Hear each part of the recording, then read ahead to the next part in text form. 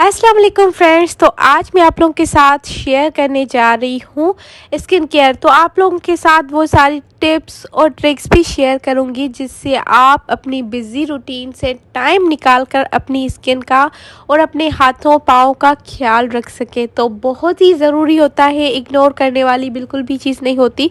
चाहे आप हाउसवाइफ है, होम मेकर है या आप घर से बाहर जॉब करती हैं, लेकिन आपको अपनी बिज़ी रूटीन से निकल कर अपने आप को भी टाइम देना चाहिए, जिसे हम कहते हैं मी टाइम।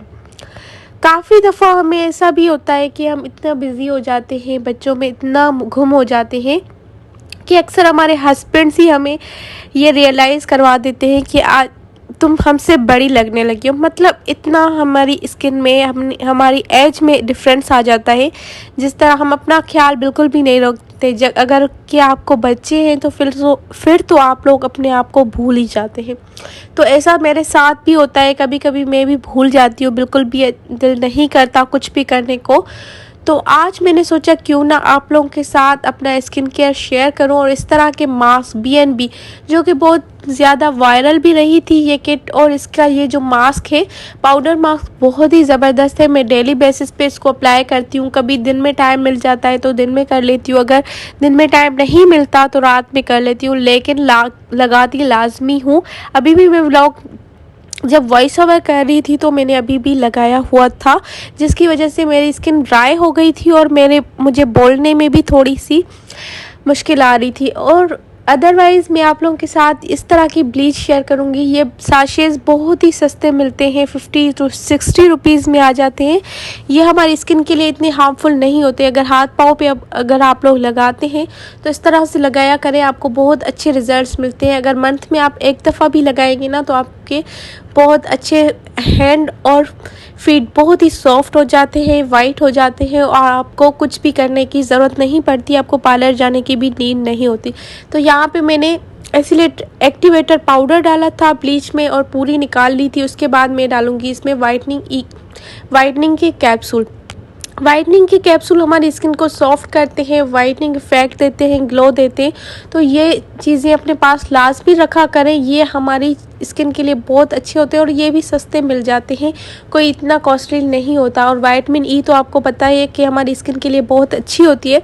तो हाथ हो, फेस हो, या फिर आप पूरी बॉडी पे करें, लेकिन इस तरह से करेंगे तो आपको बहुत अच्छे रिजल्ट्स मिलेंगे। और पार्लर्स पे भी इसी तरह ही ब्लीच अप्लाई की जाती है, जिस तरह मैं आपको बनाना दिखा रही हूँ। तो इस तरह से आप ब्लीच बना के लगाएंगे ना तो आपको बहुत ज़बरदस्त रिज़ल्ट मिलेंगे। और यहाँ पे मैं लाइव आपको रिज़ल्ट भी दिखाऊंगी। दुनिया का रूल ही यही है कि हमें हाउसवाइफ को सारा दिन बस काम करना है, काम काम काम, जिससे काम ख़त्म होने वाली चीज़ बिल्कुल भी नहीं है। आप कितना भी कर लें, आपके काम ख़त्म नहीं होंगे, ना ही कोई घर में खुश होगा। क्योंकि अगर जॉइंट फैमिली की बात करें तो आपकी फैमिली में जो भी होगा, सास नंद कोई भी होगा ना, कोई भी खुश होने वाला नहीं है। तो आप लोगों ने अपने आप को खुश रखना है, ना कि लोगों को। अपने हस्बैंड को खुश रखें, बच्चों को खुश रखें, अपने आप को खुश रखें, अपने लिए टाइम निकालें। लोगों को इतनी इम्पोर्टेंस देने की बिल्कुल भी ज़रूरत नहीं होती, क्योंकि जिस तरह के हम दौर में रह रहे होते हैं उनको बस अपना ही मफाद चाहिए होता है, क्योंकि हम एक्सपीरियंस कर चुके हैं इन चीज़ों का। कोई भी आप के काम से खुश नहीं होता, आप चाहें कितना भी कर लें, कुछ भी कर लें, लेकिन कोई भी खुश नहीं होता। और अगर आप लोगों ने खुशी करना है तो आप इबादत करें, अल्लाह ताला को खुश करें, क्योंकि उसके खुश होने से हमें बहुत ज़्यादा फ़ायदा होगा, ना कि लोगों को। और लोगों से हमें कोई परवाह नहीं होनी चाहिए। हाँ, आप लोग उनकी इज़्ज़त करें, उनकी रिस्पेक्ट करें, उनका ख्याल रखें। अगर वो नहीं कर सकते तो हम उनकी हेल्प करें, आप अपनी तरफ से बेस्ट दें, लेकिन किसी को खुश करने के लिए वो चीज़ें ना करें जो कि आपको तकलीफ़ देती हो। और इस बात का भी ख्याल करें कि आपकी ज़ात से कोई हर्ट ना हो। अगर आप लोग दिन भर आप लोगों की बातें सुनते हैं या इस तरह की चीज़ें होती हैं, अक्सर घरों में हो जाती हैं और आपको तकलीफ़ भी होती है, लेकिन आप उस चीज़ को इग्नोर करके, आपको बिल्कुल तकलीफ़ होती है लेकिन आप उस चीज़ को इग्नोर करके अल्लाह पे छोड़ दें, और आप अपनी ज़ात से किसी को दुख ना दें। जैसे आपको किसी ने एक बात बोल दी, आपको बहुत बुरी लगी, लेकिन आप उसकी बात सुनकर गुस्से में आके उसके 2 लफ्ज़ और बोल देंगी, तो इससे वो भी हर्ट हो सकती है, तो उसका गुनाह तो आपको मिलेगा ना। तो इस बात को मद्देनज़र रखते हुए कि आप लोगों ने अपने आप को खामोश रखना है, क्योंकि हमारी खामोशी अल्लाह तक जाती है। अल्लाह ताला देख रहा है कि कौन सही है कौन गलत है। तो इस बात को मद्देनज़र रखते हुए कि आप लोगों ने अपने फ़ैसले अपनी चीज़ें अल्लाह पे छोड़ दी है। अगर आपके साथ कोई अच्छा कर रहा है तो अल्लाह ताला उनको अच्छा मतलब देगा, उसको रिटर्न उससे अच्छा मिलेगा। अगर कोई आपके साथ बुरा कर रहा है तो उसको बुरा ही रिटर्न मिलेगा, क्योंकि दुनिया मुकाफ़ाती अमल है। अगर आप लोग किसी के साथ अच्छा करते हैं तो आपको रिटर्न में अच्छा ही मिलता है। तो क्यों हम किसी के साथ बुरा करें, किसी का दिल दुखाएं।